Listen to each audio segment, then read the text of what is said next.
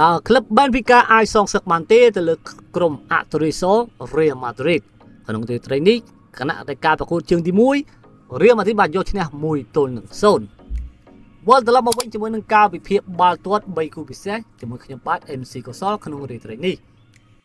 ប្រាប់ការប្រកួតគូទី1រវាងក្រុម Real Madrid នឹងត្រូវប៉ះជាមួយនឹងក្រុម Benfica គណៈនៃការប្រកួត Real Madrid តរហូតដល់1គ្រាប់ទៅលើក្រុម Benfica យើងក៏លេខមើលការប្រកួតក្នុងលីករបស់ក្រុម Real Madrid វិញម្ដងធ្វើមិនបានល្អទេការប្រកួតចុងក្រោយរបស់ពួកគេគឺចាញ់ទៅលើក្រុម Osasuna ក្នុងលីក2-1ចំណែកក្រុមភ្ញៀវ Benfica ក៏បានយកឈ្នះទៅលើក្រុម VSA Football 3-0ក្នុងលីករបស់ប៉ូទុយហ្គាល់ផងដែរត្រឡប់មកវិញជាមួយនឹងការវិភាគរបស់ Admin សម្រាប់គូទី1 Admin យល់ថាក្រុម Real Madrid នឹងឈ្នះទៅលើក្រុម Benfica 2-0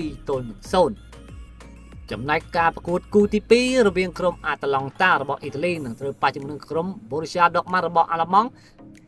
ក្រុមទាំងពីរនេះការប្រកួតជើងទី1កលេងក្នុងទឹកដីរបស់អាល្លឺម៉ង់Borussia Dortmund គឺយកឈ្នះទៅលើ Atalanta 2-0 រួចទៅហើយមកត្រឡប់មកវិញនៅក្នុងទឹកដីរបស់ Atalanta នៅអ៊ីតាលីចាំមើលអាចយកឈ្នះវិញបានទេទៅលើក្រុម Borussia Dortmund ខណៈដែលការប្រកួតជុំនេះម្ចាស់ផ្ទះត0-25យើងក៏លេខមើលការប្រកួតក្នុងលីករបស់ក្រុម Atalanta គឺបានយកឈ្នះទៅលើក្រុមខ្លាំងផងដែរទៅលើ Napoli 2-1ចំណែកក្រុម Dortmund ការប្រកួតក្នុងលីករបស់គេបានត្រឹមស្មើប៉ុណ្ណោះជាមួយនឹងក្រុមខ្លាំងRB Leipzig 2-2សម្រាប់គូទី2នេះដែរAdmin យល់ថាគួរតែលេងលើ3គ្រាប់គឺជម្រើសដែលល្អបំផុតសម្រាប់ការប្រកួតគូទី3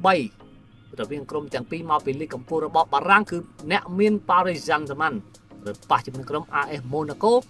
គណៈដែលការប្រកួតជើងទី1ក្រុម Paris Saint-Germain ក៏យកឈ្នះ3-2ទៅលើក្រុម AS Monaco រួចទៅហើយ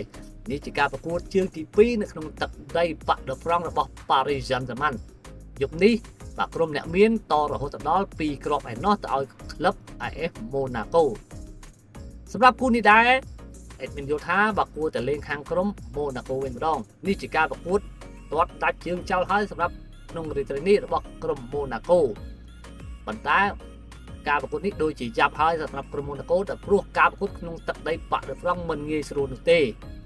ហើយសម្រាប់លទ្ធផល Admin យល់ថា Paris នឹងឈ្នះទៅលើក្រុម Monaco 2-1បងប្អូនយល់យ៉ាងណាសម្រាប់3គូពិសេសរបស់ Admin ក្នុងការវិភាគក្នុងរាត្រីនេះកុំភ្លេច comment ទាំងអស់គ្នាក្នុងក្រោមវីដេអូនេះជាចុងក្រោយ Admin សូមអរគុណដល់បងប្អូនដែលបានតាមដានវីដេអូមួយនេះពីដើមដល់ចប់កុំភ្លេចជួយ like Subscribe វីដេអូមួយនេះម្នាក់មួយតដើម្បីតាមដានដំណើរបាល់ប្រចាំថ្ងៃ